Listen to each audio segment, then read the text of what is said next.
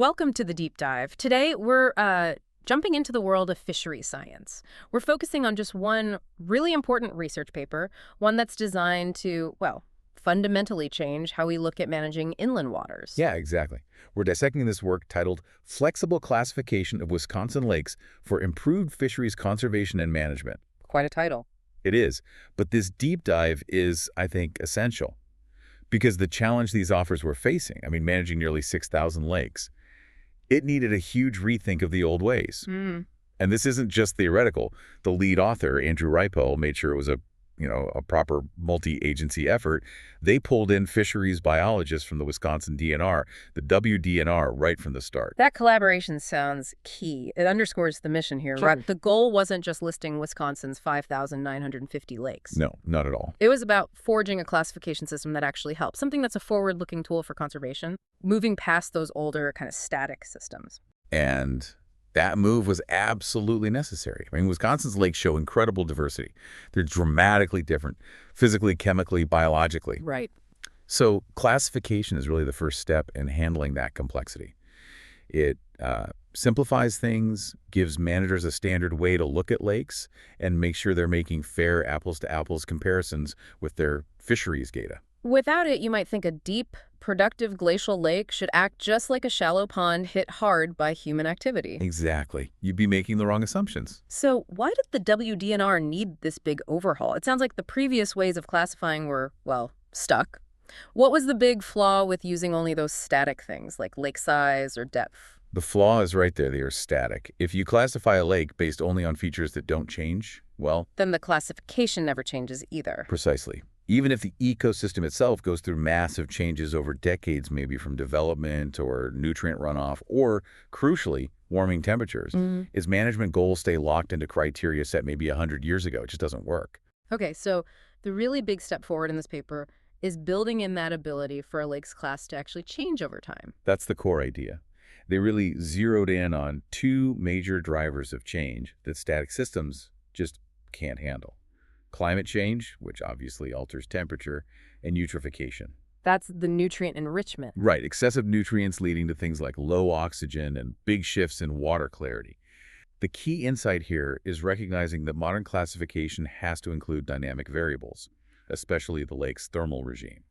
Temperature is just fundamental for which fish can live where. That makes complete sense.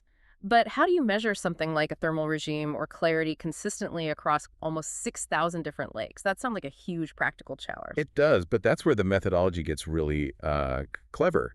They started with the standard static stuff, lake area, max depths, watershed info, but they also included hydrologic residence time. How long the water actually stays in the lake. Exactly. It's more subtle than just size. Yeah. It tells you how quickly water moves through.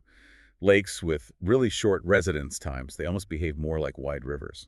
Okay, so those are the kind of baseline physical traits. What about the dynamic factors they brought in? Right. This is where modeling and remote sensing come in. For temperature, they didn't just use air temp. They used modeled surface layer temperature, the epilimion, and they turned that into accumulated annual degree days, or DD. DD, tell us more about that. Okay, so DD is basically a running total of heat accumulation over the year, using a baseline, in this case 10 degrees C, because that's roughly when active growth kicks in for many temperate fish.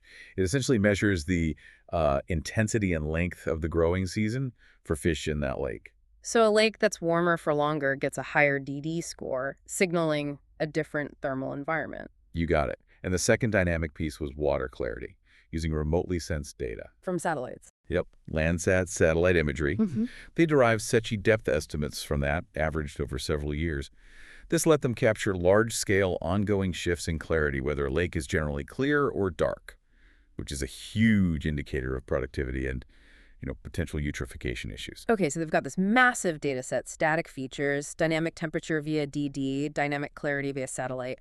How did they actually organize all 5,950 lakes using this? You mentioned a two-tiered approach. Yeah, it's pretty intuitive, actually. Tier 1 was all about the fish. The residents. Right. They used presence-absence data for 9 key sport fish groups: muskellunge, walleye, largemouth bass, smallmouth, catfish, trout, sturgeon, panfish, the whole gang.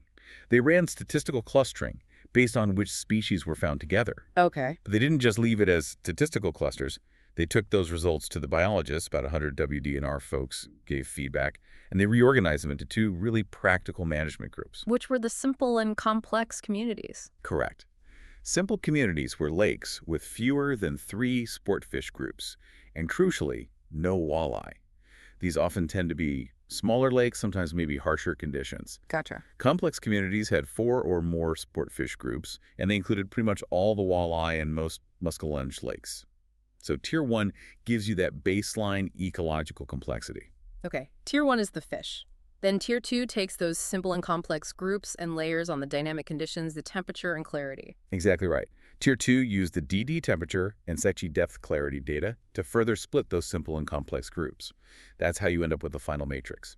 Complex cool clear, Seibel warm dark, complex warm clear, and all the other combinations. It defines a lake by both its fish community and its current environmental state. And I read they also set aside some special cases before running the main classification. Yes, that was important for capturing unique lake types. The main ones were two-story lakes. These are deep lakes that stay cold and oxygenated at the bottom, so they can support both warm water fish near the surface and cold water fish like trout or cisco down below. Okay. The other key special case was riverine lakes. These were defined by that very short hydrologic residence time, less than 15 days. Functionally, they're more like wide spots in a river than typical lakes. What really stands out here is that this wasn't just some academic model dropped on managers. That vetting process with 100 biologists sounds like it was absolutely critical. Oh, it was crucial. The authors talk about it being collaborative. They said some initial statistical classifications were, quote, grossly wrong based on what the biologists knew on the ground. So the biologists could correct those, especially for some of those harsh lakes that sometimes had surprising fish in them. It definitely slowed things down, these feedback loops, but it built buy-in and, frankly, accuracy. It turned the model into a tool people trusted. Okay, so we end up with 5,950 lakes sorted into these 15 distinct classes. Now, what did the findings actually show? That p-value, less than 0.0001, suggests this classification really matters biologically. It matters hugely. That p 0.0001 basically confirms that key fisheries metrics, things like relative abundance, how many fish you catch, fish size structure, even growth rates, varied significantly and predictably across those 15 classes. So the classification groups actually reflect real biological differences. Absolutely. First, just looking at numbers, the most common lake types by count were the simple ones. Simple warm dark, simple harsh no fishery, and simple harsh has fishery. Makes sense. Lots smaller, less complex lakes. Right. But if you look at total lake area, the biggest chunks were the complex classes. Complex warm dark, complex two-story, and complex cool dark. These are your big, often high-profile systems. Okay, let's break down some specific fish patterns. Walleye, for instance, big deal in Wisconsin. Where did they fit? Walleye showed the clearest pattern, really. Highest abundance measured by CPUE. Catch per unit effort was definitely in the cool lakes. They did particularly well in those deep, cold, oxygenated two-story lakes. And lowest in the warm lakes. Yep, significantly lower abundance in the warm classes. It confirms temperature is a primary driver for walleye success, and the classification captures that thermal suitability really well. What about their warm water competitor, largemouth bass? Largemouth bass, well, it was pretty much the opposite story. Their highest CPUEs popped up in the warm, clear lakes. They seem to thrive where it's warm and the water isn't too murky or stained. So that classic ecological split, walleye in cool, deeper waters, bass in warmer, maybe shallower, the classification really highlights that. It does. It gives managers a clear picture of that dynamic. Let's talk panfish size. That's always a hot topic for anglers. Where do you find the big bluegills or crappies? Ah, yes. And this is where the nuance of the system really pays off. The data showed something interesting. While you might catch more bluegill and largemouth bass, so higher CPUEs, in the warm classes. The actual size, both the average size and the average maximum size for panfish like black crappie and bluegill, was highest in the complex, cool, clear lakes. So quantity in the warm lakes, but quality, the bigger fish, in those complex, cool, clear systems. That's a really practical insight for management, isn't it? It absolutely is. It helps set realistic expectations. And the system wasn't just useful for game fish. There was a really intriguing finding about whitesucker. Yeah, I saw that. A non-game fish. Why was that significant? Well, whitesuckers are found pretty much everywhere. They're very common. But their highest abundance was specifically found in the cool, clear lakes. Okay, so what does that imply? It suggests that even this common, adaptable fish might be acting as a kind of sentinel species. Their strong link to cool, clear water means they can be quite vulnerable to warming temperatures and increased turbidity from runoff. Ah, an early warning signal. Potentially, yes. And this finding lines up perfectly with other projections showing white sucker populations are expected to decline in Wisconsin's streams and rivers as temperatures rise. So this lake classification might help track broader ecological shifts too. That's a powerful point. These aren't just fishing tools, they're potentially ecological monitoring tools. But let's circle back to the day-to-day management.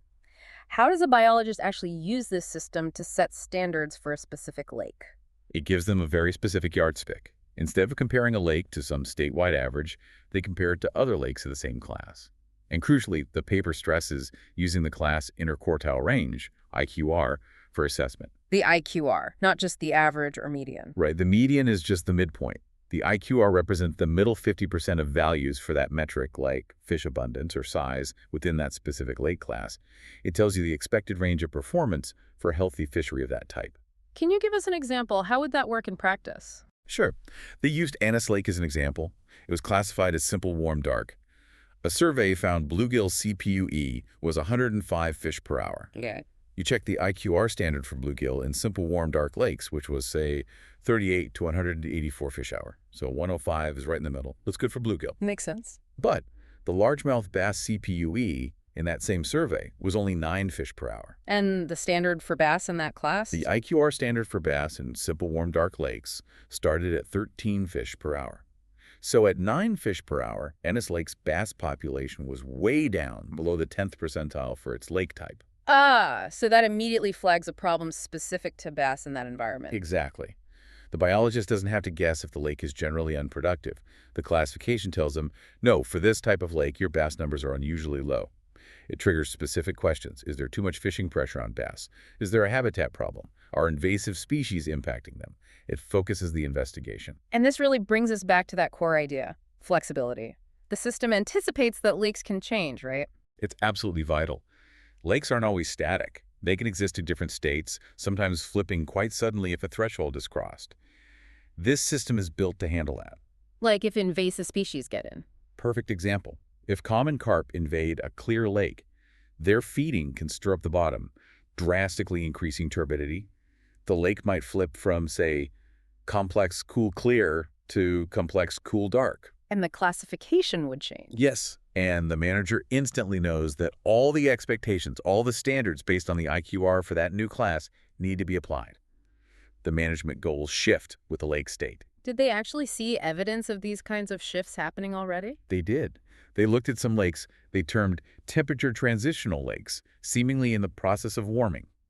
In 4 of these with good long-term data, they found a really telling pattern. What was that? A significant decline in walleye abundance happening at the same time as an increase in largemouth bass abundance. Wow, that's exactly what you'd expect with warming. It is. It's the signature of climate change impacting the fish community, less suitable for the cool water species, more suitable for the warm water ones. It shows the dynamic variables, like DD, are indeed capturing real ecological changes happening now. We touched on the tough lessons from collaborating with all those biologists, how vital that feedback was. Did the authors suggest how often this whole system needs to be revisited or updated? They did address that balance between keeping it current and keeping it stable enough to use. Their recommendation is a systematic update of the class standards, those IQRs, every 10 years or so. Okay. And they suggest using a moving window of the past 25 to 30 years of data for those updates. That captures longer-term change, like the warming trends, without making the standards jump around wildly every year. And they specifically warned against constantly tweaking the model, right? Yes, they cautioned against the temptation of continuous model improvement.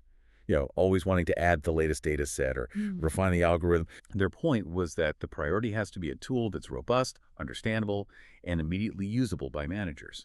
They achieved that functional system, and that's the real win. Don't let perfect be the enemy of good and usable. So, in the end, what they've created here is a classification system that's relatively simple, it's fast, it's objective, and it really helps track what's happening with fisheries across this huge, diverse landscape.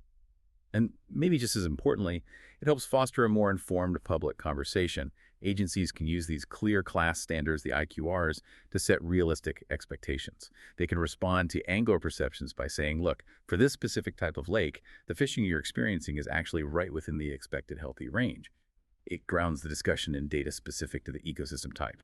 It really is a fantastic example of bringing together big data, remote sensing, complex modeling, but also that crucial on-the-ground expert knowledge to build something practical and forward-looking, especially needed now with such rapid environmental change. Well, that's all we have time for on this deep dive. Thank you for tuning in.